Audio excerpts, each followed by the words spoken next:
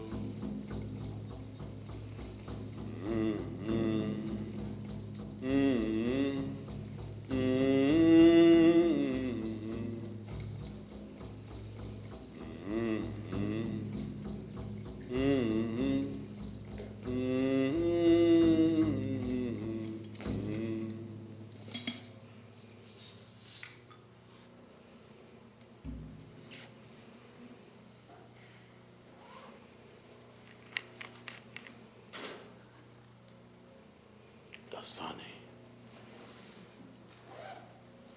Totally.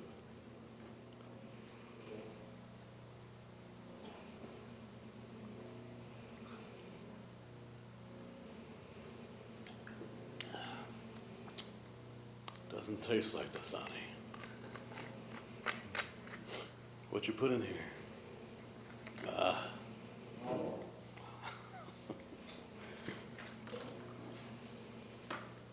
So good evening, everybody. My apologies for coming later, but I thought I could make it from one end of town to the other in 4 minutes.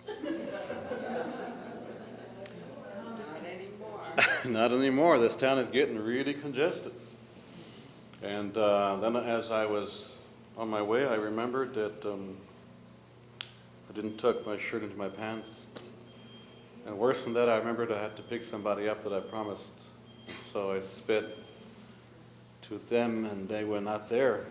So I spit all over town. The police are still looking for me. They couldn't believe anybody would drive so fast to a 15-mile-per-hour zone. I really didn't do that bad.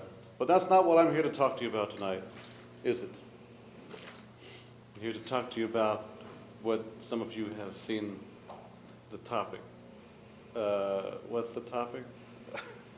Azazel. Yeah. Topic is Azazel. This very strange ritual that our people had thousands of years ago, millions of billions of years ago. When we were a wild bunch of people. Before they tamed us and subdued us and made us behave properly. So back then, this time of the year came, and God, how do you unplug that soda machine? It's so annoying. Can you hear the soda machine? Now you can hear it because I just brought it to your attention. This is it the fan? Oh, it is the fan. We don't need a fan. No? Oh. It's a soda machine. Okay. Maybe if everybody buys a soda, we could, the machine will then. Yeah? It is? Well, it's a refrigerator. It's a soda machine. Oh, okay. All right.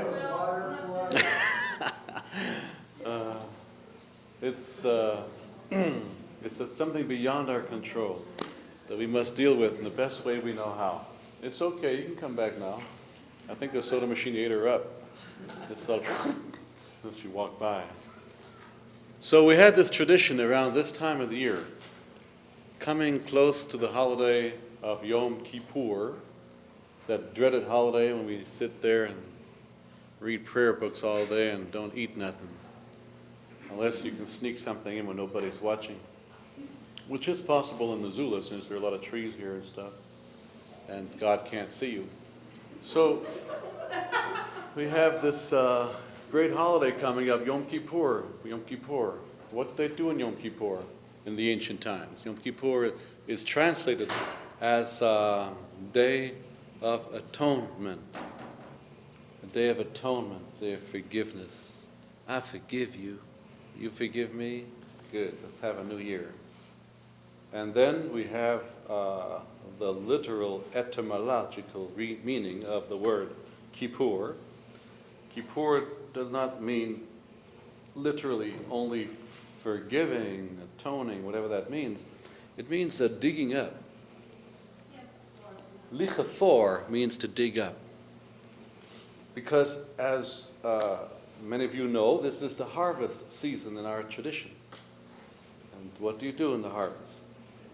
Well, you harvest what has grown, and that which did not grow so good, it wouldn't do you much of any kind of benefit to simply cut the stalks of the produce that didn't come out good, because it might be bad at its roots. So what you would do with bad produce growing in your field is you would uproot it. You would dig under the produce under the stalk of the corn or the wheat or the barley, and you would, from the root, take it out. So this part of the harvest season is called the day of the uprooting, the day of the uncovering, the day of the digging, Yom Kippur, day of digging, where you would go into what it is that you'd like to harvest in your field and in yourself that did not turn out so good, and you uproot it at its core, meaning you go to its core, the core of the things in my life I'd like to change. What would I like to do a little bit better this coming year that I feel in my heart of hearts that did not turn out so well? So just simply to say, well, I won't do that no more, is usually not sufficient.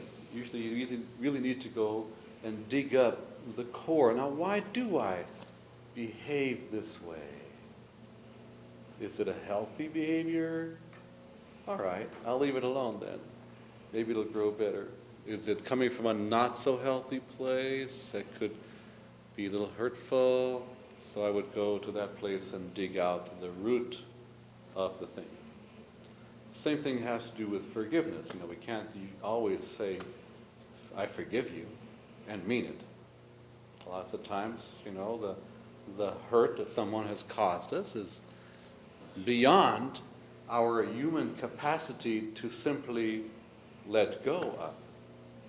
It's very deep, and that's why in the Hebrew you have two words for forgiveness. One word is slicha, or salachti, which means I forgive you. But that word is only used in the stories when God says to the people, I forgive you. Because God can forgive anything. You can't hurt God. But when it comes to peoplings forgiving each other, the word used for peopling forgiving is mechila. Mechila is rooted in the word for beginning. Mechel. Mechel means to begin. So in other words, there are times when what you did to me is so light, I can simply say I forgive you because I haven't even thought about it. It doesn't bother me.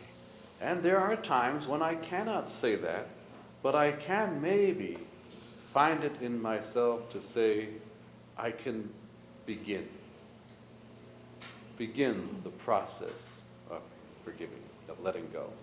It might take 30 years, but in making the decision, the choice to begin the process of forgiving, you've already taken an incredibly major step. Mikzaso kekulo, as the ancient rabbis put it, even a little piece of intention is already the seed, the core of an entire action. Like chashav lasot mitzvah nenas kilu asa.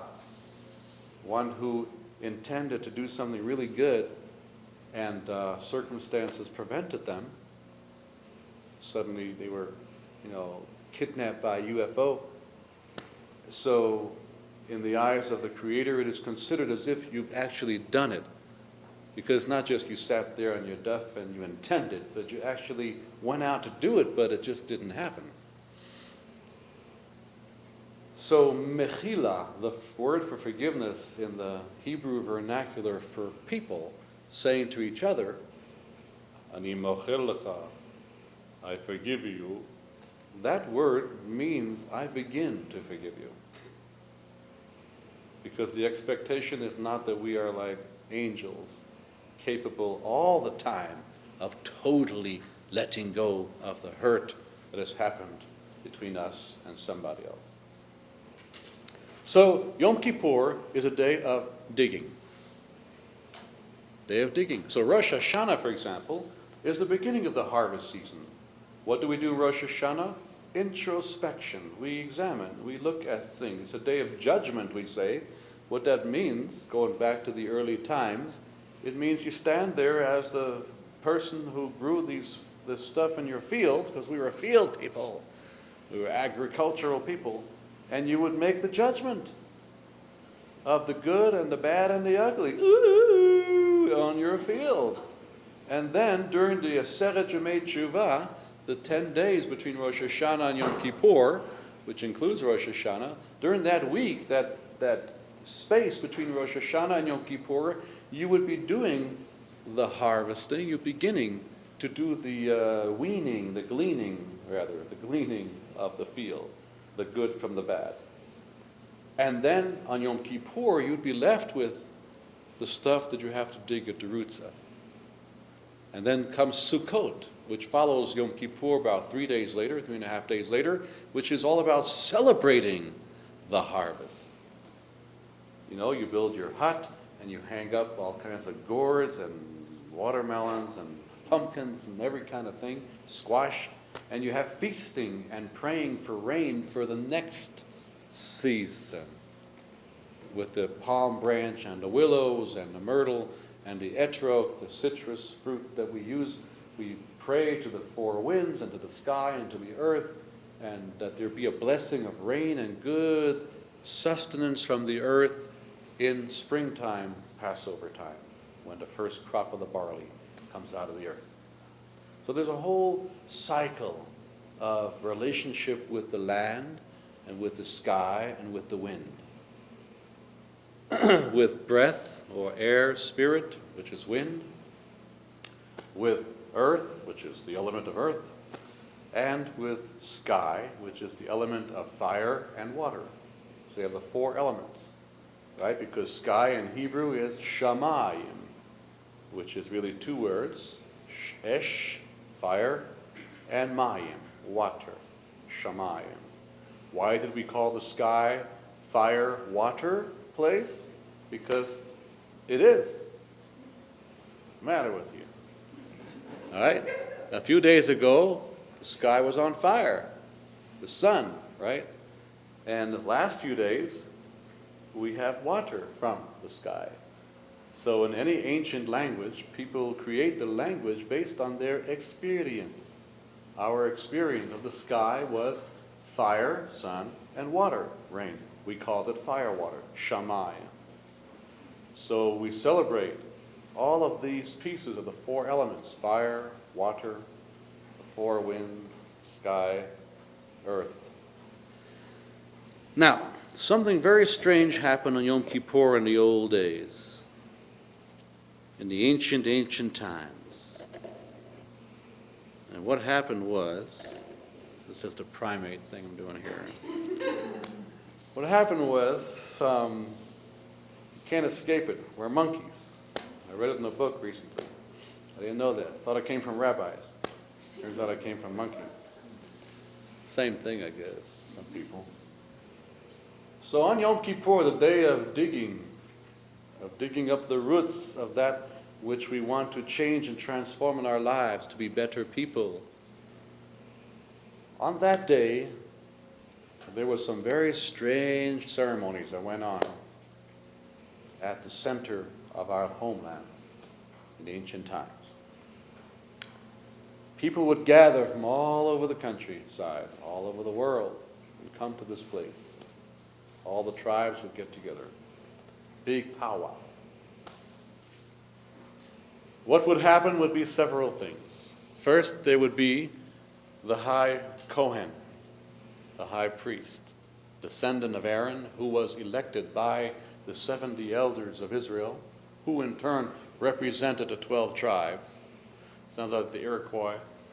And they would appoint from among the Kohanim, the descendants of Aaron, someone who was humble to be the high Kohen. Didn't have to be a learned person, but he had to be very humble. All this ended during the Second Temple, when the Sadducees took over the temple. But before the Romans came in and used the temple as a political tool to control the Jewish populace, this was the ancient way. Only once a year, and that was Yom Kippur, was the high Kohen, the Kohen Gadol, allowed, and he was the only one allowed in general, to go into a particular space beyond the altar, behind a veil, where sat the Ark of the Covenant, which didn't exist in the Second Temple, by the way. It disappeared with the first temple after the Babylonians came in. Whither it went, we do not know. Some say it went to Ethiopia. Some say it went to India.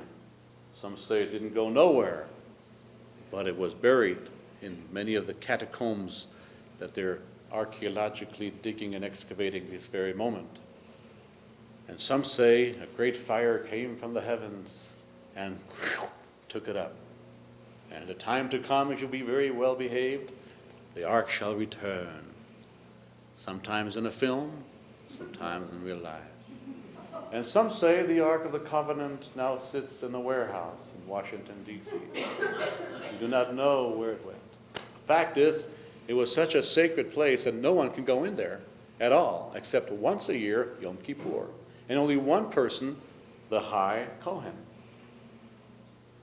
And only if he was dressed in the proper vestments.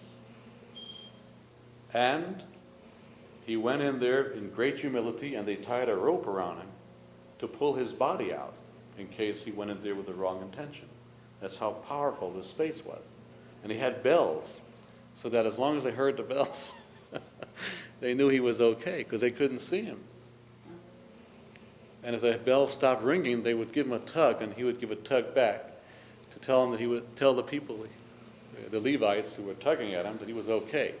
And if there was no response, Nebuch, they'd have to pull the poor guy out and bury him. He also had to be with a woman. He had to be balanced in his life. He had to have wives or a wife. He had to be in relationship with a woman. There had to be the balance of the feminine and the masculine in his life. To the point, this was so important, that before he went in on Yom Kippur, if he had only one wife, he had to take another, or a non-wife. He had to have two women in his life before he would go in there. Why? Just in case one of his wives, would have a heart attack because her husband's going in there with a rope around his waist, and who knows if he's going to make it, and so she died. Just in case something happened that one woman in his life would die, there'd be another one. In other words, he could not go in there without the balance of the feminine and the masculine.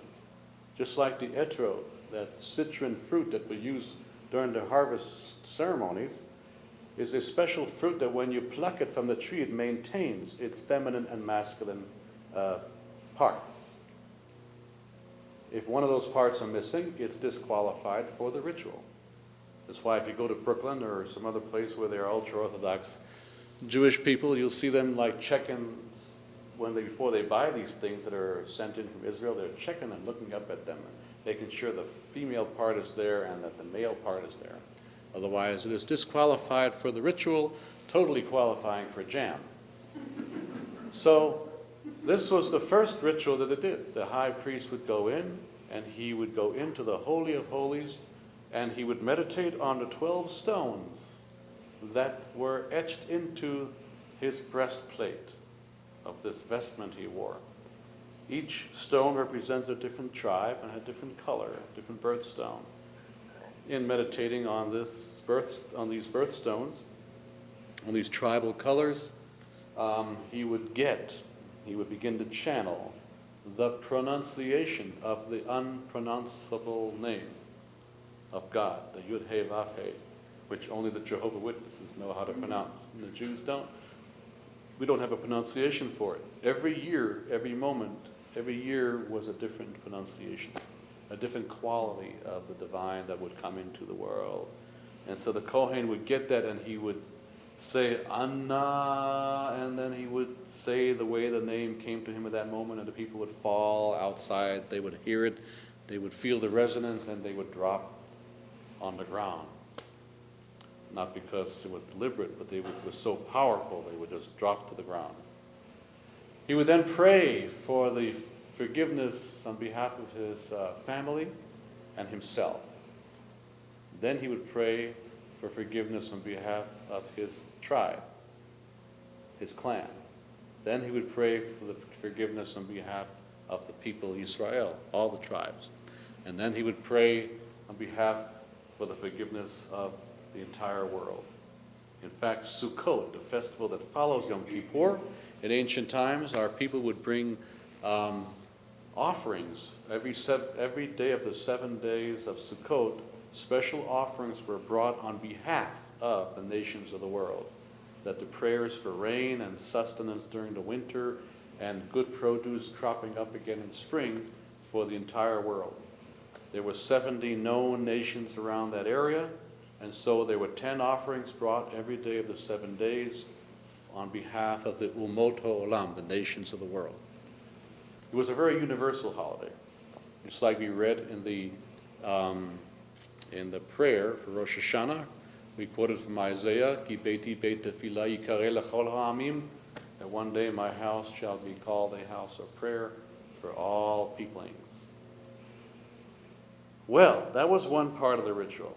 And then came the big climax of this. The big climax of this is what we're going to talk about tonight. Just to skip over the climax, in case we don't get to it, because the climax will keep you here. To skip over just a little bit, the post-climactic ceremony, well, actually, since it's post-climactic, we could go through the climax first. It goes like this.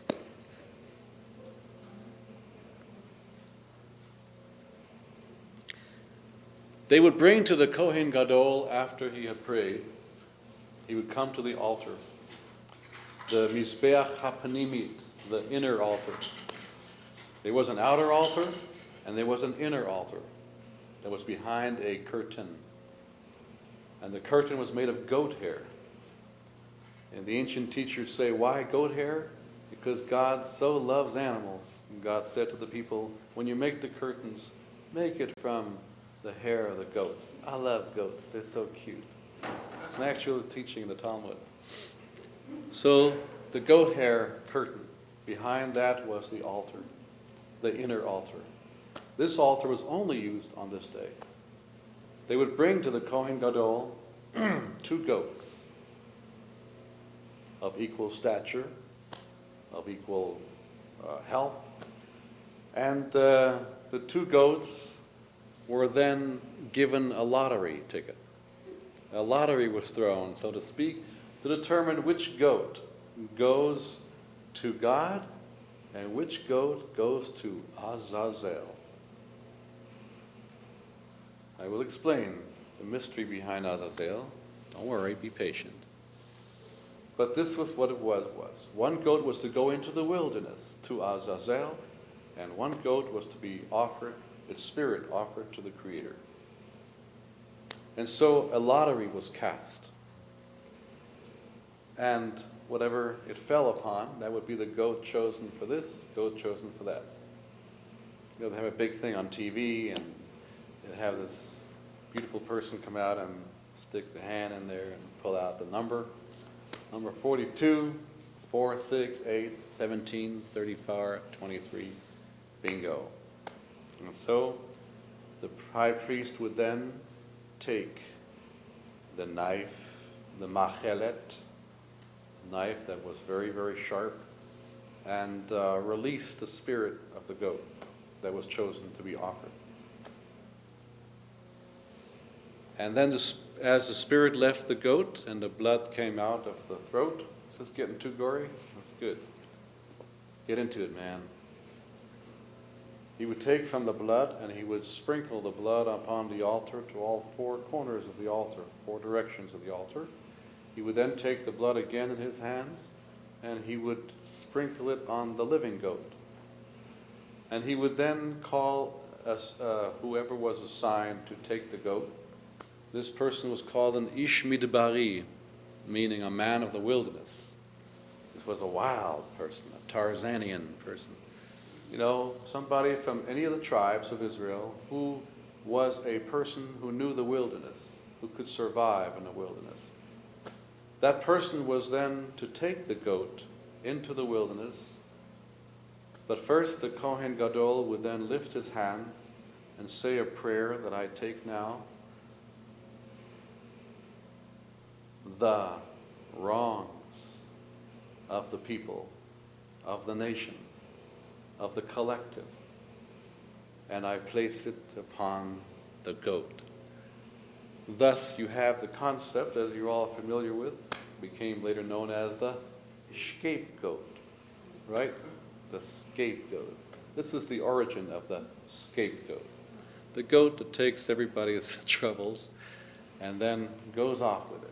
After that, he leans on the goat slightly, not to hurt it, to lean it on the goat, and then he pulls back, and then the people all sat all over the hills of Jerusalem, or in Shiloh before they went to Jerusalem, earlier times. They would sit there in the desert, in the Judean desert in Shiloh, or later in Jerusalem. Everybody sat completely quiet to wait for the signal. What signal? You'll find out. Take it easy. Why are you rushing me? Now, the man of the wilderness would then lead the goat into the wilderness, into the Judean desert. The Judean desert, if you've ever been to Israel, it's just south of Jerusalem. You have nice green Jerusalem. You drive down south a little bit on your donkey, and in a few miles you begin to see a vista view of endless, endless, endless desert. It's not far from the rich city of Jerusalem. The Judean desert begins rather abruptly. He then took the goat for a nice long walk into the wilderness across 7 hills.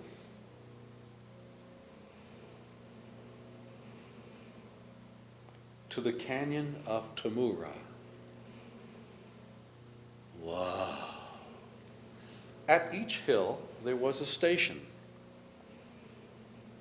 A station set up with shelter, with drink.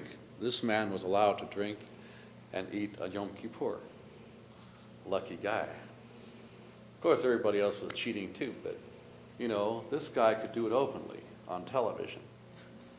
And so, at every hill he would come to, when he'd come to the other side of the hill, ready to continue, because it's all hill country down there would be a station set up where there would be nurturance for him, and shade, and water, and food for the goat.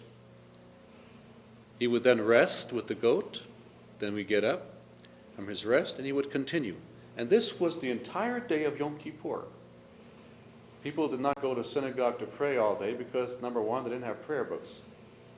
The first prayer book was never written or compiled until the 900s, the 10th century, in Spain.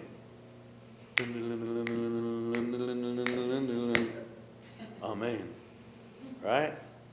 So the people sat there and they were meditating, and their whole consciousness and mindfulness was on this goat that now was journeying with their stuff into the desert. When they came to the 7th hill led into deep canyon country. Today, if you go to Ein Gedi and you go deep into the mountains from there, near the Dead Sea, you will find very deep canyon country. If you have the right guide, he can show you how to get there. Because you can't see it. Looking at the hills, it doesn't look like there's any canyon country. It's just a lot of hills. But if you go deep into the hills, you will find that there are some very deep, sudden drops that go into very deep canyons, which are rich with foliage, because the water, whenever it does rain, once in a blue moon there, stays. Because it's too shady to dry up because of the canyons. And so there's vegetation down there. And the Bedouins and Jewish people who raise goats out there in the desert go down there to get food, water for their goats, for themselves. But that's a different story. So we came to one of the canyons beyond the 7 hills. It's called the Canyon of Nakik Tamura, the Canyon of Tamura. And there he released the goat down the hill, and the goat vanished down into the canyon, took off. The man would then climb back on the hill and make his way back toward Jerusalem. All this was taking place from dawn to dusk. And by the time the Elah came, what we call the Elah, the end of the day, this man would be back because they had a horse ready for him on the seventh hill and someone taking care of it. He would then ride back to Jerusalem on the horsey, and he would then come to the first hill before Jerusalem, where he would then create a big bonfire. And he would raise a great stick, a great piece of wood, with a humongous scarlet red flag, banner, and wave it with the bonfire. People would be watching that hill, waiting for the fire to alert them. And they would see the red, and they would know that the ceremony has been completed. The Kohen Gadol would then lift up a banner of red so that all the people can see it and wave it to and fro and back and forth and up and down, 6 points of the physical universe. And the people would then rise and they would head straight for the orchards and dance in the fields. All this is described in great detail in the Torah, in the book of Leviticus, except for the dancing part, which is described in the Talmud. Of how, and the Talmud says it like this way. The Talmud says, Lo hayu yamim tovim b'Yisrael, there were never days as festive among the Israelites, k'yom HaKippurim, the Tu B'Av, like Yom Kippur. Yom Kippur was a very happy holiday back then, because people were so, like the build-up, and you feel the tension, the building up, the collective ceremony, the people sitting there watching, waiting, and then the signal, and then, everything is forgiven. It's all ceremony, all ritual that brought home. It's one thing, you can get up, the rabbi can get up the pulpit and say, today is Yom Kippur, and everybody's forgiven for their sins. Amen, hallelujah. And it's cute. And then you go eat. But there's nothing that parallels the potency of a collective ceremony that is full of drama. The high priest moving into the veil. We don't know if he's dead or alive, and his women are going crazy, don't know what to do about the life insurance policy and everything, all the things that are going on in people's minds, sitting there in the courtyard and on the mountains and on the hilltops and the rafters of the temple and beyond the temple, waiting together, and while they're waiting, feeling and thinking about their stuff that went on that goat, and praying that the goat would have a successful journey through the wilderness, and that soon they're going to see that banner. Oh, the banner, the other way, right? Stole that from us, see? So, and then they see it, and it's like this, that leads them, motivates them, moves them, inspires them to run out into the field with the faith and trust that life has been changed for them. They've been forgiven, and they can start life anew in this new year and have all the faith in the world that the harvest is going to be a good harvest, and that anything that's been planted for the spring is going to be really good too. Their sins have been abandoned in the wilderness beyond the 7 heavens on earth. And everybody went out and they danced in the fields and the orchards like a fertility dance with tofot, which means drums, cholot and chalilot, and the bones of sheep, which they use for flutes. And everybody had a grand old time. Now, let's find out what's going on here. Let's dig a little deeper. What was this thing that the Torah itself describes as Azazel? And the second goat, the living goat, was led out into the wilderness to Azazel. it almost sounds, that on the surface of it, that one goat is offered to God and one goat is offered to something else. A demigod or a deputy god or some other god. Or what is going on here? What is Azazel? I mean, Azazel in modern Hebrew means like, hell, go to hell. Lech Azazel, people will tell you. Ma'itcha, lech Azazel, temple David. Which means, what is with you? Go to hell. Or go to Azazel. Meaning go to that place where the scapegoat was abandoned into the wilderness, into the deep canyon country of the wilderness. Which is really ironic. If you think about it, it almost sounds deliberate. They brought the goat to the canyon where the goat's going to have a lot to eat, a lot to drink, and will live happily ever after, burping all the sins out all day long. So, I don't know what Azazel is, and no one ever knew on the surface and literal meaning of the word, and this is why we have a dimension to our tradition called the Kabbalah. Kabbalah, the deep mystery wisdom of our people that was carried down for thousands of years as an oral tradition accompanying the written tradition and delving deeper into concepts like this to explain to us what the ancients understood about Azazel.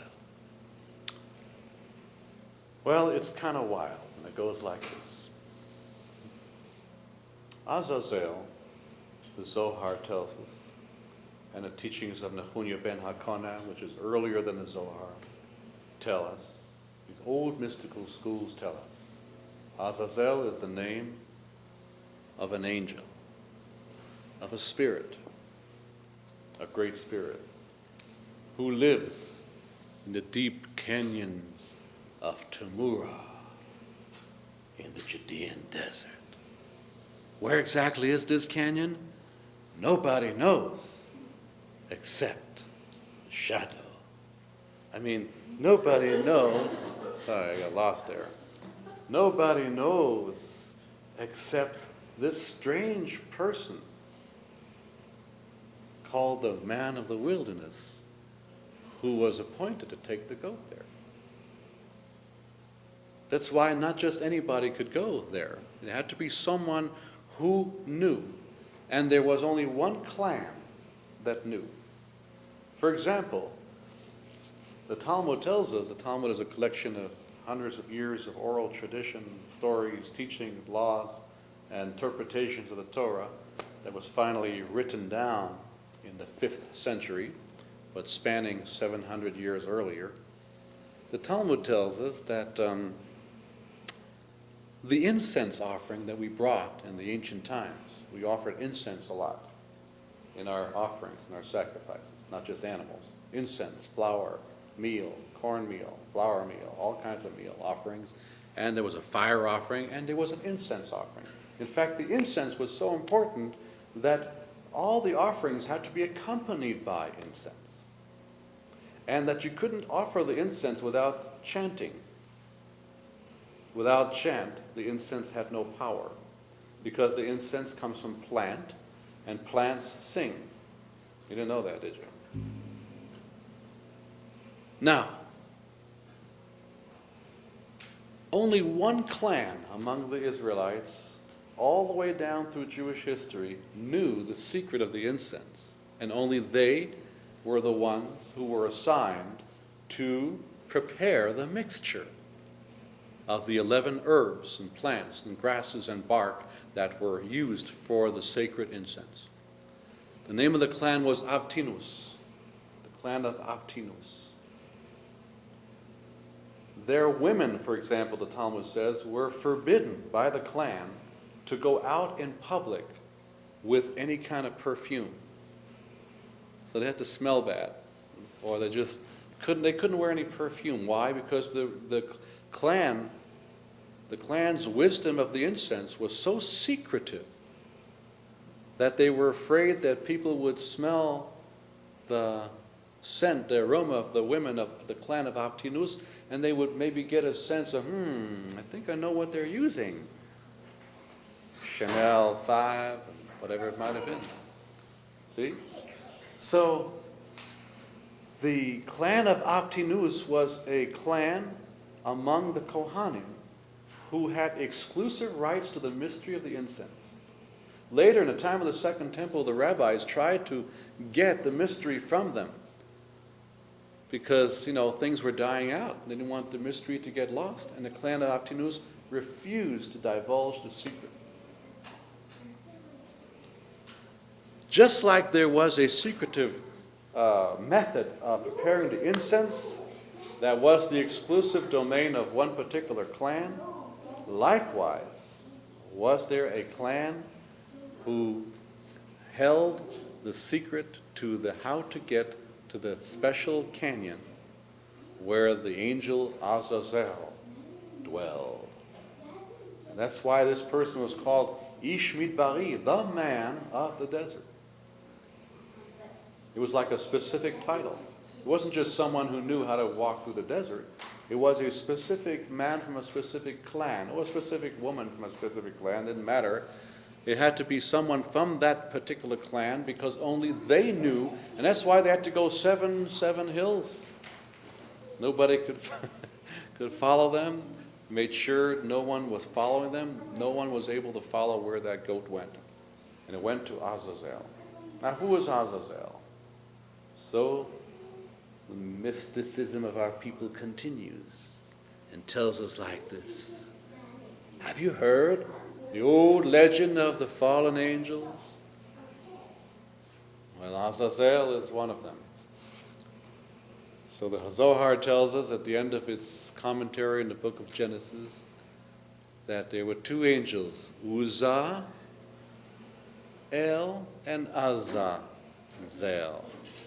Azza literally means stubborn, bullheaded, stiff-necked. That's why a goat, for example, is called an az. Ooh, we're starting to get somewhere now. The Hebrew word for goat is az, which means stubborn. Because if you ever had a goat, they're very independent-minded. You could build the most beautiful corral in the world and put them in there and go back to your house and you'll find them in your bedroom chewing up your sheets. It's a personal experience. Finished the last part of the corral and everything was really great. And it was dusk and I didn't see nothing. And I went back to the house and there was a goat in the bedroom eating up the bed sheet. Flannel. Now, that wasn't flannel sheet, it was cotton. But the goat represents in our tradition arrogance, stubbornness, total independence. This is why the goat was chosen for this ceremony. Because what is it that often gets us in trouble with each other? Is each of us, I'm not talking about us, I'm talking about the people that didn't come tonight. Those people, they come to their negative choices and actions in life from a place of refusing to see things any other way than their way. From the place of the goat in us. We have goats in us. We're goat-minded creatures. And we can sometimes get very stubborn that there is no room in us to hear the other person, to really see the other person in our lives, in our community, whatever it might be, whatever politics, whatever it might be. The Palestinians don't want to see the Israelis don't want to see the Palestinians. Nobody wants to see it. Everybody's got their way and they're very determined, like goats, to get their way. And this is where people end up doing things to ourselves and to each other that are hurtful. This is where we do things that trespass, so to speak, the laws of God, of the universe, however you want to call it. Or we want to call it in the English term of sin, or doing something wrong in life, moral or otherwise. It comes from that place where, I don't care, I got to do this. I'm doing it. What the hell, I don't care. Come hell and high water, I don't care about the consequences, I'm doing it. Now, this is a good quality. In fact, this is part of our tradition. Chutzpah. We are a people of chutzpah, Even though some of you here might not be Jewish, but the fact that you're here takes a lot of chutzpah. So you're goat-headed too, and I welcome y'all. Chutzpah is a slang in American Heritage Dictionary now, but for the Jewish people, it's a theology. To be so stiff-necked that you're going to stand up for what you feel is right. It's a good thing, and it can also be a bad thing. Sometimes we stand up too much, and even though there is a possibility maybe we are not right in a situation, maybe there's a little need to bend a little bit. Not break, just bend a little bit. We're always confronted with those choices throughout our lives, with our own lives, let alone in our relationship with other people in the world. So therefore the goat of all the animals was chosen for this ceremony. One had its spirit released, which was to free the negative goat within us. To free us from the goat place so we can be more open and flexible in the new year to make choices that are not so stuck in our tunnel vision of how things ought to be and what is right. I know what's right. And the other goat was sent out with all the consequences of those kinds of choices. To be abandoned in the canyon country, to Azazel, to the angel who bears the name goat. A fallen angel, or literally a dropped angel. Because according to the story in the Zohar, there was Uzael and Azazel. And both angels came to God and said, we warned you about people. You should never have created people. I mean, look, you had to bring a whole, flood. If you send us down, we'll do a really good job. Because we're angels. We will do nothing but obey your will. You have nothing to worry about. But human beings, destructive, terrible, bad idea. And so God said, no, you'll never make it down there. It's not an easy world. It looks good from the outside, from John Glenn's point of view. It looks like a really beautiful, and it's a very beautiful planet, but it's not easy to live there as a human. As a cockroach, it's a lot easier. But as a human, it's a really challenging existence. There are a lot of choices and a lot of things that come at you all the time. And the angels said to God, we challenge you with all due respect because we really could do better down there. If you send us down, you will see that, oh my, bless. You okay? You want some water? Here's some water. And we passed the water down. Here you go, have some dasani. Get rid of the goat in your throat.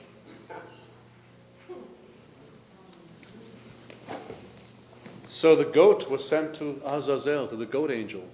These are the angels that were dropped from the spirit world into this world, and they couldn't make it. Immediately, the moment they landed here, and they were faced with a challenge. Wow, thank you. What a gift. Thanks. Okay, why don't you keep it in case, okay? All right. Yeah, there you go. You're welcome. So the two angels who challenged and said we could do better were dropped to the earth.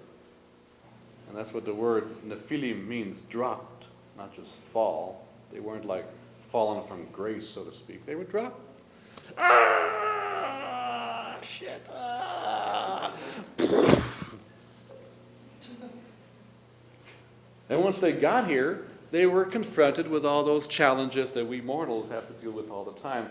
And being that they came from the spirit world, it was overwhelming from them because it was like cold turkey. It was like stepping into an iceberg after being in a hot tub, which is not so bad. I guess you can think of some better metaphors on your own, okay? That'll be your homework tonight. And so they came here, they didn't know how to deal with anything. And it was so overwhelming for them that they prayed to God, please. And God said, you asked for this, but I'll tell you what, I'll give you a place where you can stay, and you can live there, and you won't have to deal with the human thing.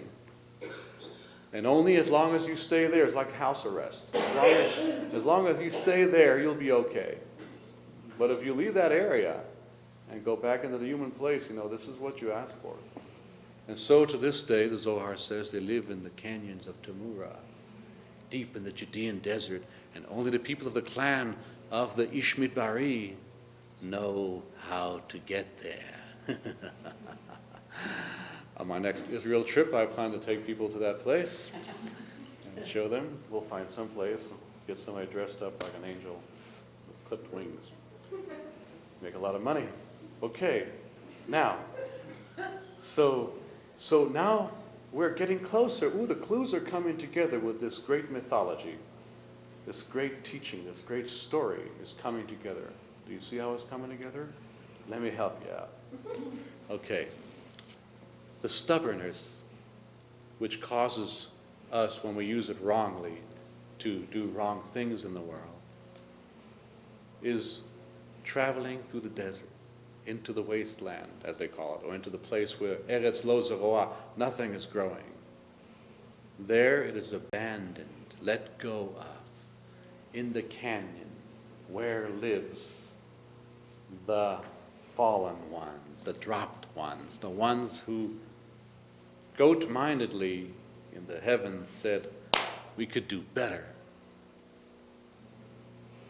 The haughty, self-righteous angels, who then were put down here and realized that it ain't that easy to live here.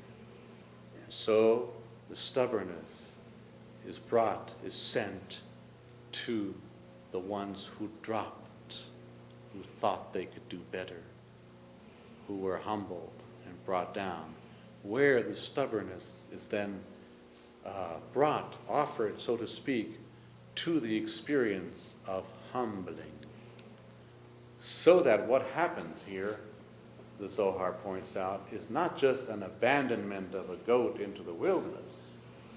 What happens here is actual transformation, in the ritual of transformation, where the stubbornness of the people that led them to wrongness is brought to a place, to a canyon, down place, humbling place, to the spirits who are learning constantly and living by the consequences of not being humbled, and so they're humbled. So it's being offered to the energy of humbling, so that it's not just releasing my stubbornness on this goat for what I did this past year, let it go to the wilderness, but I am being humble. I am sitting here on the floor with all my people, and that goat is going to the place of humbling, to the spirit that is experiencing eternal humbling, so to speak. And I know this, and I feel this, and my goatness, my stubbornness gets humbled and put down to the place where it needs to be, in the canyon, where there's water, vegetation, oasis in the desert, hope, newness, eternal, infinite forage and shelter and shade from the burning sun in the desert. There's a whole lot that goes on here, metaphorically, symbolically, that I experience sitting, imaging this goat, going to that place where my cosmology, my people's mythology tells me is the spirits who were humbled because of their own arrogance. And so I receive this full circle coming back to me in that way. And when I see that banner and that big fire on the mountain waving back and forth, a red banner, the color of mystery, the color of blood, the color of life and death, the color of transformation, I begin to bring it all home. All of it comes home to me. I am climacticized by the experience. I am moved to jump to my feet and to dance. And the part of the dance was, the Zohar continues, to integrate the experience, the imagery of the goat in the desert, going to the place of humbling, to the spirit Azazel, the humbled angel who lives deep in the humble places of the earth. And the reward for the humbling is not annihilation and abandonment, but richness of water and vegetation in the desert of my life. For what is it in the canyon? Lots of vegetation, lots of shelter, lots of water. Azazel, don't leave home without it.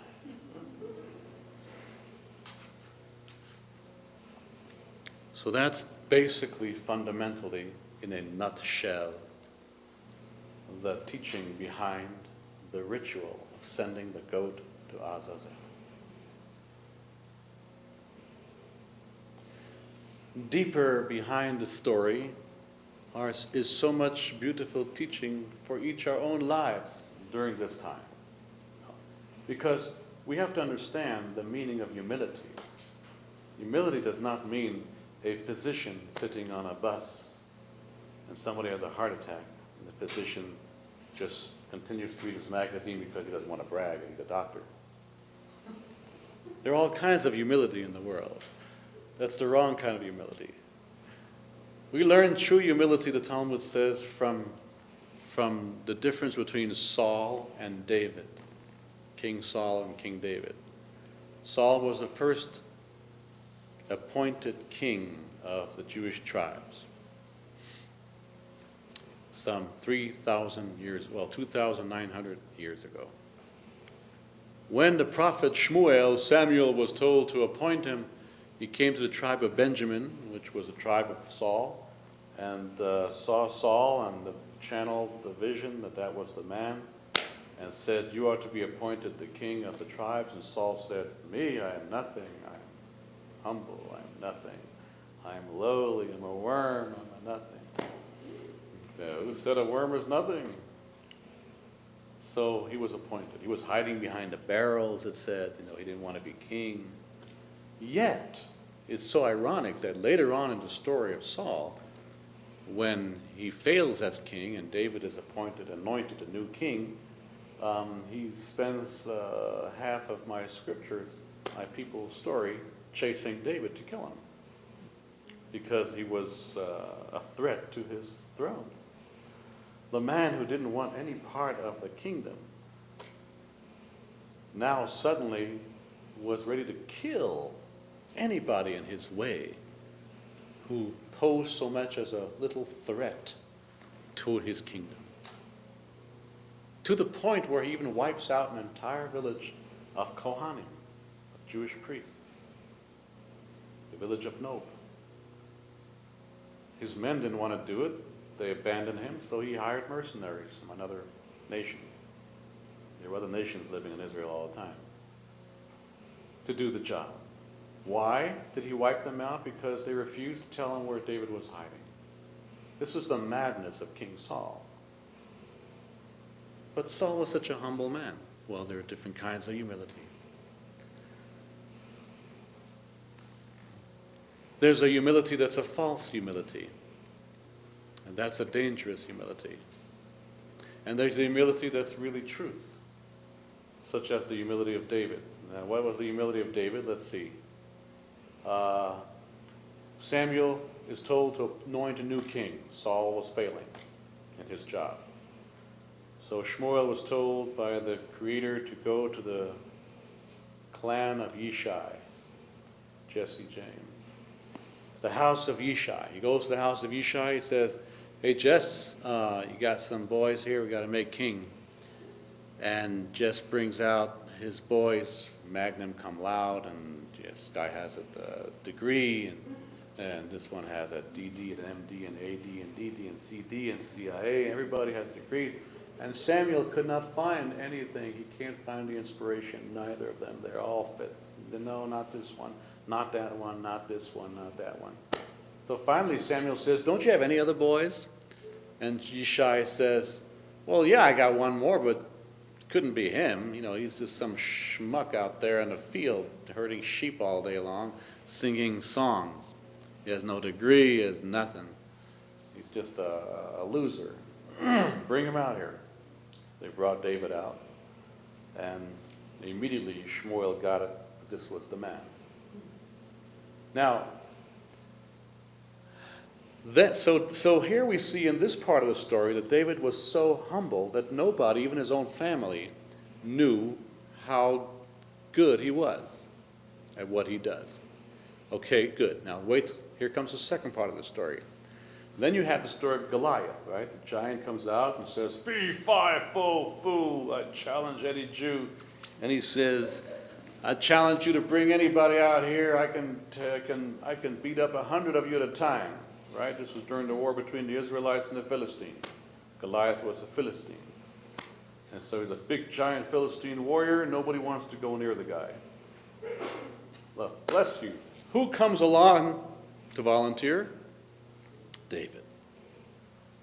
And not only that, but David now begins to brag his resume to Saul, to give him permission and a shield and something to go out against Goliath. He says, "I have wrestled with bears and lions to protect my sheep. I can do this." So all of a sudden, the man who was so quiet that no one knew who he was comes out bragging like nobody else bragged in all of Israelite history. This is true humility, the Talmud says. Meaning what? Meaning that you know your own strength, but you don't flaunt it. But when you're needed, you're the first one there. You're not afraid to rise to the occasion in times of need, but when you're not needed, when it's not necessary, you're not out there flaunting it. For example, my humility. I'm known to be one of the most humble of all the rabbis today. In fact, I was written up in Who's Who in Humility, as many of you know. So there's false humility, and I always brag about my humility because that's my way of covering up my humility. This way people think, well, he's not humble, and then I succeed in having my humility humble, covered up rather. So you see the difference between false humility and true humility. Just like the rabbis in the ancient times talk about false piety, right? They say there were 7 different kinds of Pharisees the Pharisees taught. The New Testament only mentions one of them because they have an agenda. So in the non-agenda teachings of the Jews themselves, about themselves, it says there are 7 Pharisees. One is called the accounting Pharisee, the one who accounts for all the good deeds he did today, keeps a record. Then there's the score-keeping Pharisee, who says, well, let's see, I did 4 bad deeds today and 3 good deeds. That means tomorrow I got to do 1 extra good deed to balance the bad deeds. Then there's a looking over the shoulder Pharisee, the one who looks over the shoulder before he does something good. Alms for the poor, alms for the poor. Just a second. Here comes somebody. Okay. Here you go, my friend. Delighted to give this to you, as long as somebody's watching. Or, I won't give you any money to your organization unless you can honor me at your breakfast. Then you have the Pharisee who serves God out of fear, who does good things out of fear because I might be punished if I don't, and I'll get rewarded if I do. And then there's the bleeding Pharisee. The bleeding Pharisee is the one, it's a man, a male Pharisee, who's walking down the street and sees a very beautiful woman, and in order not to think about her and have thoughts that are not proper about her, he runs to the wall of a building and he bangs his head against the building until he bleeds. These are great teachings in the Talmud. The Talmud is a lot of fun. So that's the bleeding Pharisee. And the 7th Pharisee is the one who does things because they really believe in it. And they serve God out of love. And they do things for people because, no ulterior motives. They just do things out of love and altruism. So you have that with all the attributes and the qualities of a human being. We are always challenged with this. Like, what do I do? What is my motivation for what I do? If I say to someone that I love them, am I saying it, I love them because Or can I say I really love them? Period.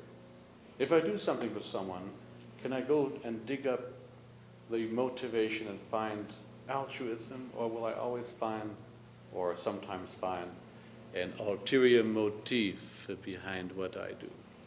It's not that we shouldn't do anything because we might have ulterior motives. Otherwise, the world will fall apart. Like the Talmud says, mitoch shelo lishma ba lishma. Through the act of doing something without necessarily the purest intention, you might eventually come to doing it with the pure intention as time goes on, if you really will it and want it and wish it. So we're always challenged with that constantly. This is like one of the reasons given for why Moses never apologized for hitting the rock when he was told to speak to it. And God says, because I told you to talk to the rock, why did you hit it? Because you didn't talk to the rock. He did talk to the rock, but no water came out right away, so he hit the rock. Then water came out right away. It always works that way. If you do things improperly, things work out for you fine. So the Creator then says to Moses, you will not go into the land of Israel, of Canaan, rather, because you shattered the faith of the people in me. I said, speak to the rock, and you didn't work, so you hit the rock right away. You stayed with your traditional way instead of thinking a little bit new, a little bit fresh. What's the connection? Why didn't Moses then say, oh, I'm so sorry? Every time the people did something wrong, Moses pleads for them and says, oh, forgive us. But when he did something like that was wrong in the moment, he does not ask for forgiveness. He does not say he's sorry. In the entire story, for the 40 years that follow, not once does it say that Moses said or pleads for himself and say, I'm really sorry, that was a big boo-boo, and I'm really sorry. I was really pissed at the people at the time, and they were driving me crazy, and I don't know what got into me, and I'm really sorry. It would have been very simple. So one of the reasons given for why Moses didn't say he was sorry was because that's how great a prophet or a person he was. He knew that if he were to say I'm sorry, he couldn't find a way to say I'm sorry without knowing in the back of his mind that, now God will let me go into Israel. He couldn't say I'm sorry without it being completely genuine. He was a perfectionist, what can I tell you? I wouldn't go that far, but he did. And then afterwards it says, Lo kam b'Yisrael od navi k'Moshe. There never again arose a prophet as great as Moses. What made Moses so great? That he didn't even want to say I'm sorry unless he could find the genuineness with no motive. Oh, if I say I'm sorry, God, in the back of the mind, now can I go to Israel? Just like the people when the scouts came back with bad tidings of the land. Oh, we can't go in there. The people are too big. We'll never overcome them. We'll fail. All the people rebelled against Moses and said, take us back. Why did you take us out of Egypt to die here in the desert or in the hands of these people in Canaan? It's never going to work. A big plague falls on them. As a result, the people say, oh, we did something wrong here. Sorry, God, we didn't mean this. We'll go now. And Moses says, then don't go. Because now if you go, you'll be going because you're afraid because you got punished. You won't go because you really want to go. You won't go because you really do have faith. You want to only go because you want to be good in the eyes of God. That's not genuine. And so the people went anyway, and they lost the wars in that story. And they spent the next couple of decades in the desert learning more about themselves as people, as humans. All these stories, whether they are historically factual or not, is totally irrelevant to us. The main thing about them is this is our people's story, our people's mythology. There's a lot of wisdom there by reading about the failings of the greatest of our leaders, because the Torah only talks about the failings. It doesn't talk, nobody's successful. Abraham failed, Isaac failed, Jacob failed,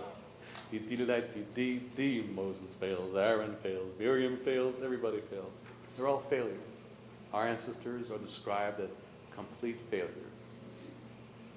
Yet, in their failure, in the struggle that resulted from their failures, and in their struggles with their failures, they became the most honored and revered and successful, so to speak, ancestors that we revere and hold incredibly precious, their stories and everything. Why? Because it is in the failure that we can learn, not in the success. What do you learn from a success? From a failure, you can learn a lot. Every time we trip and fall, we learn how to walk a little bit better. Every time something goes wrong in our relationships with each other, it's an opportunity to learn how to do it better. And Martin Buber points this out.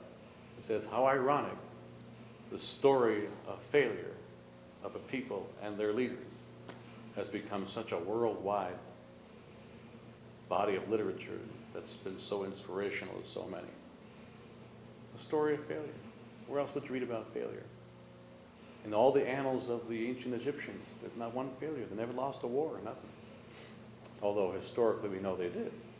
But they never wrote about it. We wrote about everything. We recorded every single failure of our people. Every war we lost, every tragedy that we created within ourselves and toward others. We did not mince words. We wrote it all down. Why? Because the idea of the people's story, we believe, is to teach so that people don't repeat the same mistakes, so that people can learn from other people's mistakes. That is the beauty of the Torah. The Torah is not interested in successful people. The Torah is not interested in perfection. The Torah is interested in imperfection, because it is in the imperfection, in the acknowledgement of the imperfection, where we have space and inspiration to become and move toward what is perfection. Because perfection is something that is judgmentally defined, subjectively defined. We create the definition for perfection. But in the eyes of the Creator, perfection might be something totally different than what we think. In the eyes of the Creator, the imperfection might be the perfection. The process that we are moved to undergo and struggle with in times of imperfectness is more sacred than the achievement of perfection. And so 2 goats were brought to the Kohen Gadol. The release of the Spirit, the perfectness, and the acknowledgement of the imperfectness. And both go to good places. One goes to a place of water and vegetation in the desert, and one goes back to the spirit world where it came from. That in the abandonment and the letting go of the achievement is where the perfection lies, is where the achievement lies. Like the teaching of Rabbi Tarfon, 1st century. Rabbi Tarfon taught, what did he teach? He said, Lo alecho ha-melacha ligmor, the work is not upon you to complete.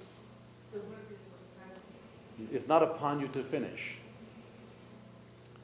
Velo ato ben chorin lihipotel mimenu, but neither are you exempt from trying. So we are in this world, in our daily challenges in life, we need to abandon, let go of the goat part of us that wants to achieve perfection, and to release the spirit part of us that knows that perfection does not live here. Perfection is not a goal.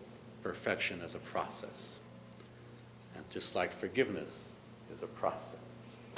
And so Yom Kippur is a day of digging down to the core of ourselves and sending the goats within us to those 2 places surrendering one part of our goat stubbornness to the Creator so that we might feel a little bit humbled.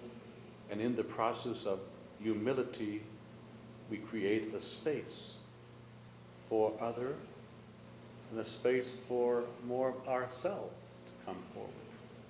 And we send the other goat part of us into the wilderness, meaning into the place of unknown, uncertainty, it's not in my hands, total surrender. And as we release the two goats, the goat of spirit and the goat of action, the goat of life on this earth, we free ourselves up to make better decisions, to make more clear choices for ourselves and for others in the new year. And we end up with a better harvest in our fields and outside and in the fields that lives within us. And now you know the rest of the story. Any questions? Any answers? You have an answer? Oh, okay. Supposedly, when Moses wasn't able to go to the promised land because he didn't wait for the water to come after he spoke to the rock, that was a consequence of him doing something that wasn't right, right? But in the portion of the Torah for this week, Moses is talking about how when you do cross over, it's going to be really awful. So, is it maybe not such a bad thing that he didn't have to go? That's true. It isn't. Exactly. Just like it's not such a bad thing that the goat was abandoned to the canyon. The abandonment feels bad, but the end result isn't. Exactly. And that's why God says to Moses in today's portion, Alei al Har, go up to the mountain, and I will enable you to see the entire land the way it is, like the angels saw it from above. Nice place. It's perfect. Leave it alone. Don't go in there. And so it's like a reversal of the fallen angel, dropping angel. You don't want to go in there. And that's why when we read the Torah, we never read about going into the land. You have to read that on your own, the books of the prophets, the book of Joshua. The Torah ends at the eastern bank of the Jordan. It's not interested in going in. As soon as we finish reading that part of the Torah in a few weeks, we're going to immediately in the same service, in the same day, traditionally, they go right into Genesis. So we've been following these people all the way through,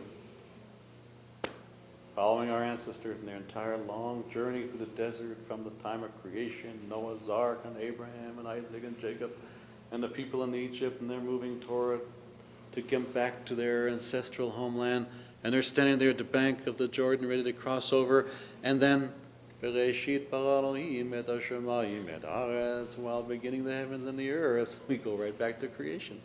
In a traditional synagogue, what they have is they have two Torahs out on that, on the last day of Sukkot, of the harvest ceremony.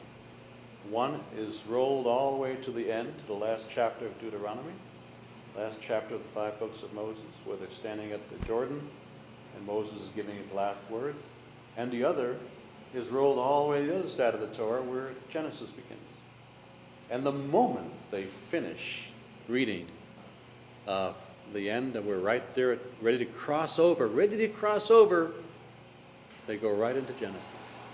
We're not crossing over. It's not about crossing over. Being in life is not about getting anywhere. Being in life is about going there, going to it, the journey to it, the process of do it. Because so you get there, so what? It's like people who get into relationships, now they feel like they're settling down. That's wrong. Don't settle down. Otherwise the Philistines will come and get you. You can't settle down. When you have a garden, taught Nechunya ben Hakona in the first century, he said, when thou hast a gardeneth, you can grow the garden in two different ways. One way, you can sit around and wait for the rain. Maybe it'll come, maybe it won't. Maybe you'll have plants growing, maybe you won't. But if you really love your garden, you cherish your garden, you'll make damn sure you'll be going out there in between the rainfalls and watering it. So yeah, the rain comes to water the earth, but it requires also our participation in it. It's like the story of the man that came to Rabbi Levi Yitzchak of Barditchev, who was a great rabbi, great Kabbalist in the 1700s. And the man said to the rabbi, Rabbi, I've been married for 15 years and I am so unhappy. And before I got married, I was told that being married, having family, would make me feel fulfilled and make me happy. I have neither fulfillment nor happiness.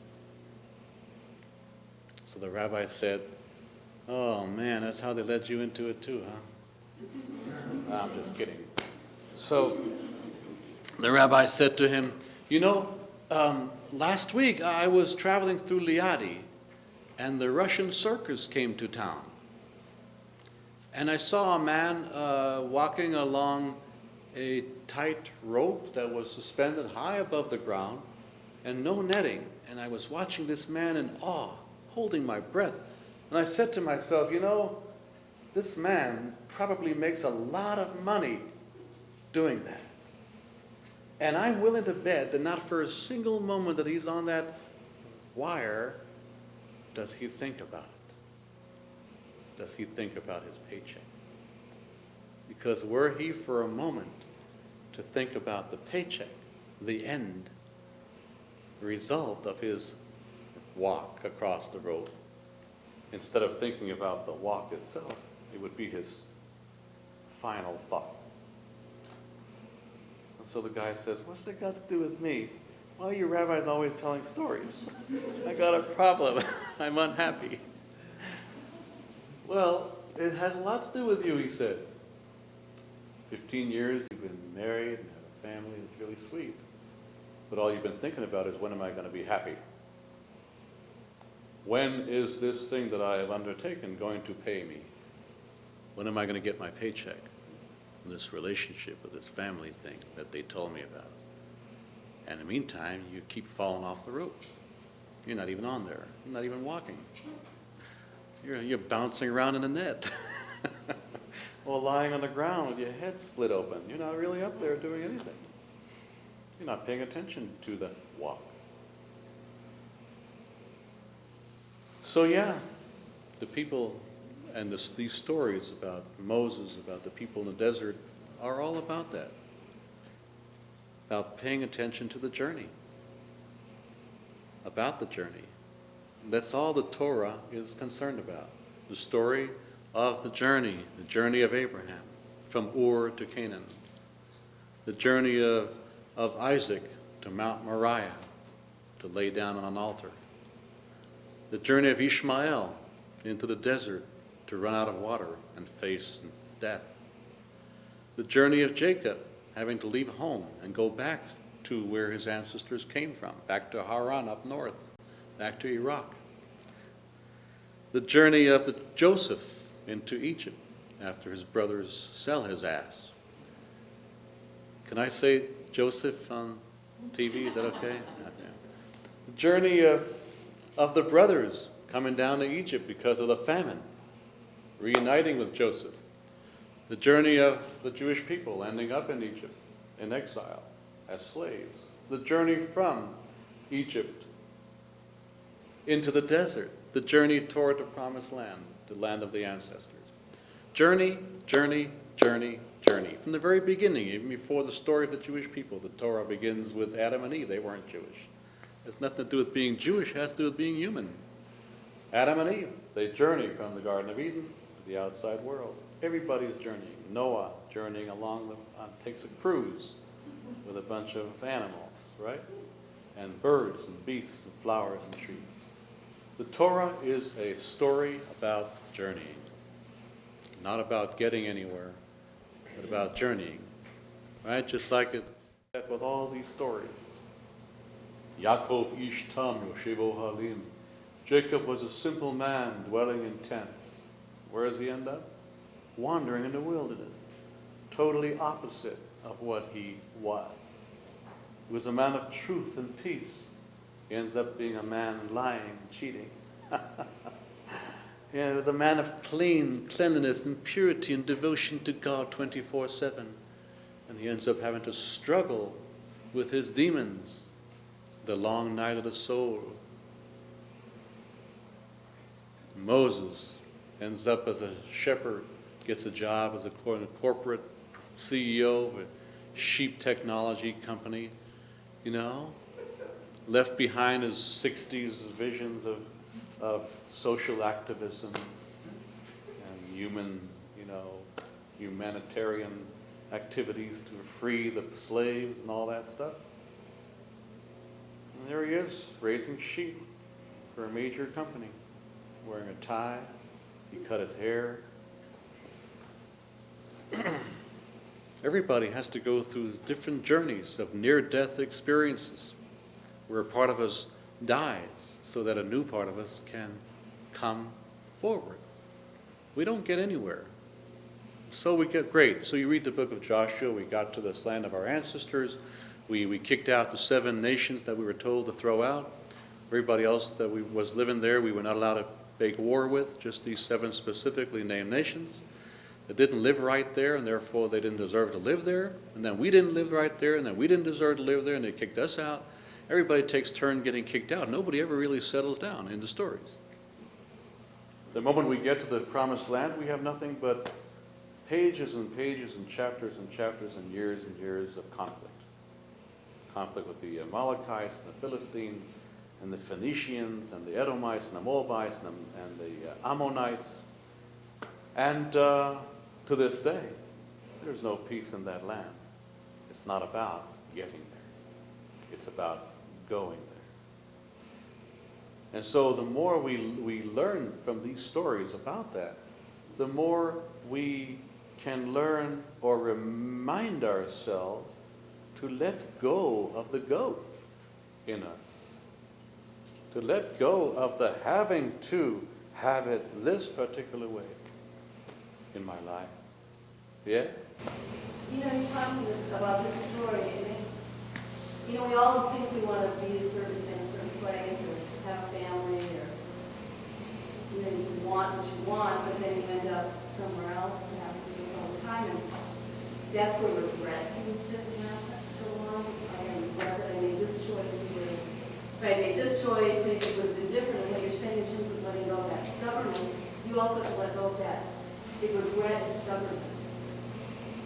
You let go of the what? To let go of regret is also to let go of that stubbornness.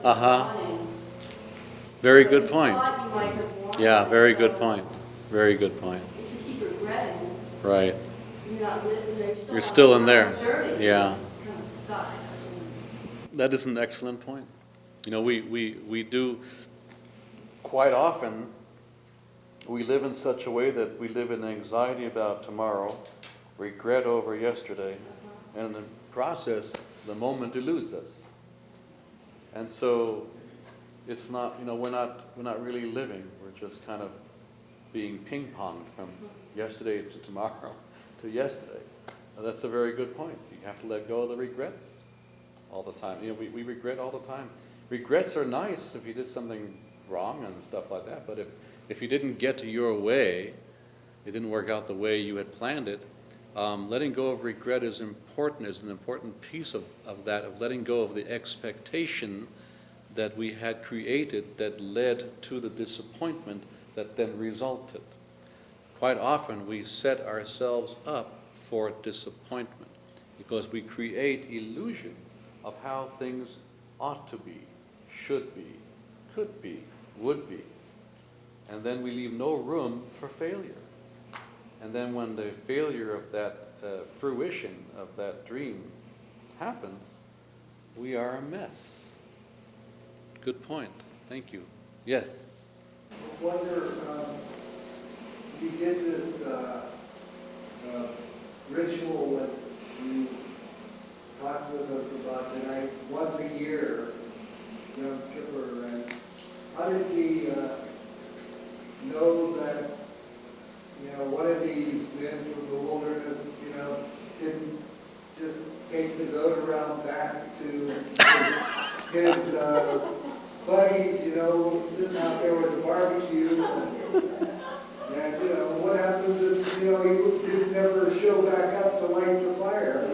Were people just going to sit forever and ever? And No, eventually I'm sure they would get up, but there's no there's no record that ever happened, because I guess this is why this was a special clan of people whose job throughout history throughout those centuries it was to do this, and therefore it was something you could depend upon. Of course it's possible that people are human, and I'm sure if that ever did happen, people would just say, "Oh, and they would just get up and go celebrate in the fields." But that's a very good question. Good imagination. If Mel Brooks ever did a movie of this ritual, that would probably be a major scene in the ritual. Just like in the History of the World Part 1, where Moses parts the sea because someone behind him is sticking him up. Yeah. Yes. But you're saying that the Torah is a record of one failure after the other. Yeah, isn't So that it great? seems to me that if there had been a failure, it probably would have been recorded. Would have been what? Would have been recorded, Uh-huh. because we have all these records of all our failures. Right. Oh, that's right. I see what you're saying. That's a good response. Yeah. If that would have happened, we would have recorded. The scribes. There's one more. Right. The scribes would have jumped at the opportunity. Oh my God! Did you hear what happened last Yom Kippur? Where's my pen?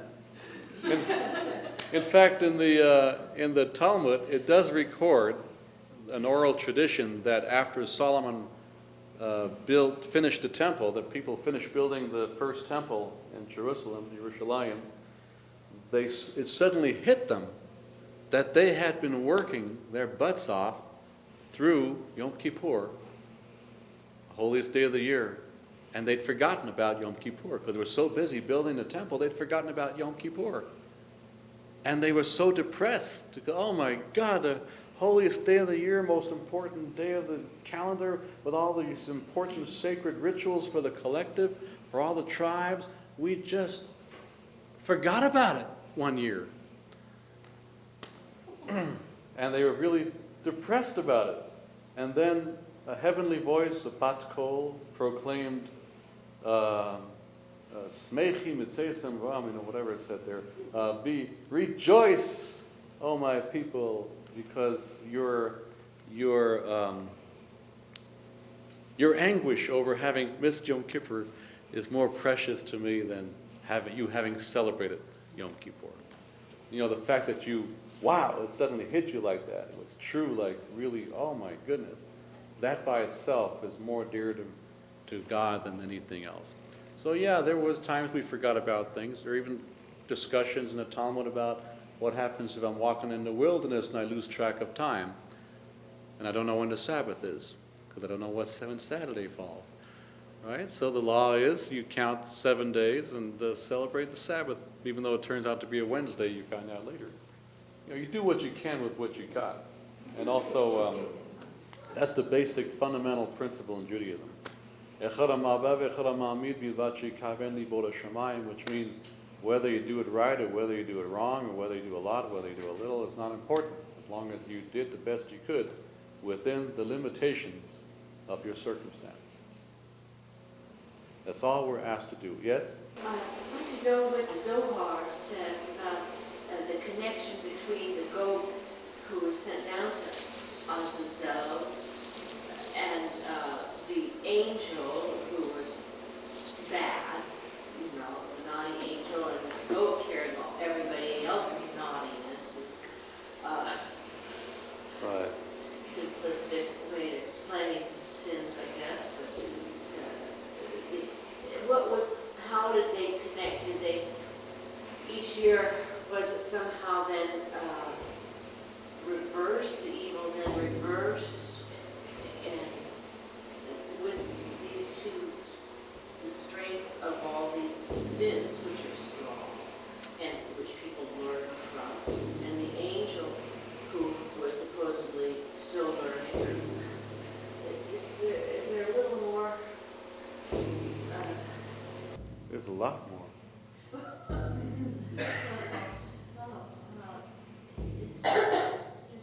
Yeah, it's what happens in the canyon in the goat being abandoned to Azazel in the canyon country is about transforming. Is about bringing the haughtiness that often leads to wrongness in our lives. It's the overkill ego that often leads us to do things that are hurtful to ourselves and to others. So that is put on the goat to send to the angel who's learning and who's teaching by its consequence of being in that canyon and having fallen from the sky, is because it too acted that way and had said, I can do better. These humans, they can't hack it. Send me down there, I can do it. Which is the ultimate goat-headedness. And so the ultimate stubbornness or arrogance, the ultimate judgment of other people, and which leads us to hurt each other. That stubbornness, that one way of thinking, it has to go my way. It's my way or no way. You know, there's no crime in having your own way in life. Go for it. The self is very important. It's a very misunderstood and very discounted in our self-righteous culture, the self. Be very selfish. You gotta be selfish. Take care of yourself. The high priest had to pray for himself first. If you don't take care of yourself, you're no good to anybody else. The high priest would have no good prayer for the rest of the people if he didn't pray first for himself and his own family and get that out of the way. If I don't take care of me, there is no me to take care of you. That's why it says, you shall love your fellow as yourself. Maimonides asked, why doesn't it just say, love your fellow? Why as yourself? Because if you don't love yourself, you can't love your fellow. You need to love yourself. It's great. But when you're in a relationship with another person or other people in a community or whatever context it is, there needs to be a dance of me and you. Of me taking care of myself and what I need in this relationship or this community or this context, and my being there to take care of what you need as well, to make sure you get what you need as well. Otherwise, let's not have this relationship. And it's like it says, like Hillel the Elder in the 1st century BCE. What did Hillel the Elder say? He said, Imani liatzmecha. No, it goes like this. In ein ani li mili. If I am not for myself, who is for me? V'imani liatzmi. And if I'm only for myself, mo ani, what am I? There's a dance between you, the individual, and the other. And the goat part of us can sometimes get so strong that we do not think or leave room for the other at all. We recreate the other in our own image, whether it be a community that we create in our own image, we become a dictator, or in a relationship where we create our partner in our own image.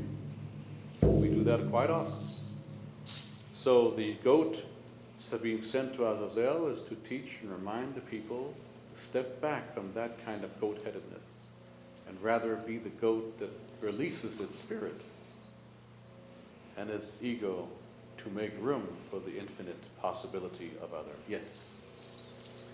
You said something about you said that the Torah is all of the Torah is a story of one failure after the another.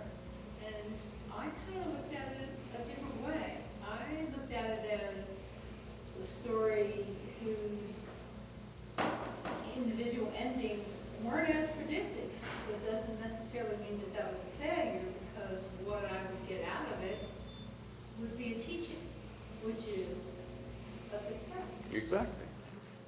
exactly what I said. Exactly. That through the failure, through what seems, and in the middle of the story as failure, turns out in the end to be the highest success and most inspiring stories and teachings in the world. And that's the point that, bless you, that's the point that Martin Buber makes when he talks about the irony of a great nation evolving out of base people. You know, or a great story evolving out of stories of one failure after the other is a great success.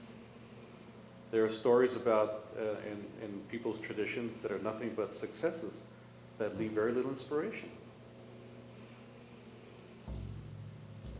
I mean, could you imagine being Judah, living up in the heavens right now and walking, pacing back and forth in the heavens, really, really pissed because down below on the earth, people are reading stories about how he went down one day to visit a prostitute? You know, pretty embarrassing being in the Bible. Oh my God, damn it, get my hands on the, oh man, how could they talk about me like that? Or Noah, looking down and watching some guy in a Super 8 motel reading about him wallowing in mud, getting drunk on beer and wine after the flood. You know, it's embarrassing. Very embarrassing. No other story, you know, talks about their people that way. But we don't mince any words because it's not about story, history. It's about story. It's about mythology. It's about truth. The truth of our own lives. Very well put. Any other questions? Yes? This is the beginning of 5765. What does that mean? It means it's the beginning of 5765. What is 5765? I have no idea. Maybe you know. Taf, Shin, Samach, He are the letters in the Hebrew that spell that year. Well, what's Taf? Taf, literally each letter in the Hebrew alphabet means something. Letter Taf is a word, means drum. The letter Shin is a word. It means transformation. The letter Samach is a word.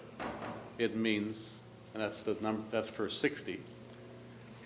It means support. The letter He for 5 is a word. It means window. So now you figure it out. Drum, transformation, support, window. What do you get? Gibberish. It's the same thing every year. Lots of gibberish. But in the gibberish, you can maybe juxtapose the gibberish and discover some new meaning for your life. Maybe it means we need to start drumming transformation to support those that want to jump out of windows. I have no idea. You know? Rabbi, you Yes. said though the other day, the other evening, that 5765 essentially represents Adam and Eve beginning of human birth. Yeah, I was not referring to 5765 itself. Itself. I was referring to, in our reckoning, it's 5,765 years from the time of Adam and Eve. And then you said in the 5th century, oh dear, what century was it? 13. 13, thank you. They said, really? Okay, you know where I'm going to say. Yes. That they estimated, the sages estimated the universe to be, was it, did you say 15? Yes, 15 billion years. Oh, Billion? billion. 15 billion. Yeah. So they were pretty doggone close. Oh, they were. We just, you know. I mean, really, I mean, they really did it keep that? Yeah, the 15 billion year old universe number calculation is in the school of the Kabbalah of Rabbi Moshe ibn Nachman, who lived in the 13th century. And you'll find it in the writings of his disciple, Rabbi Isaac of Akel, where he calculates the age of the universe be 15 billion years old, and that was back then. It's a little older now. Yeah. So, anybody else a question? Otherwise, we will conclude with a closing chant.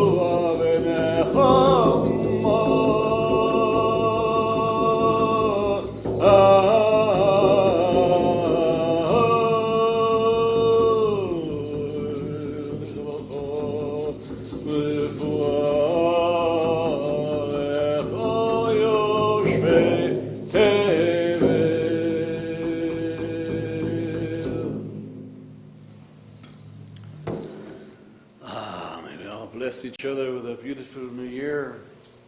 Good things for us. A lot of good dancing, stepping back and moving forward, opening up our hearts a little bit more, where they've been a little bit too shut and squeezed, opening up our minds a little bit more, where they've been too goat-headed and shut, and nibbling on bed sheets. There's nothing wrong with that. But main thing, don't let anybody corral you in. Be a good goat and have a good year. Goodbye.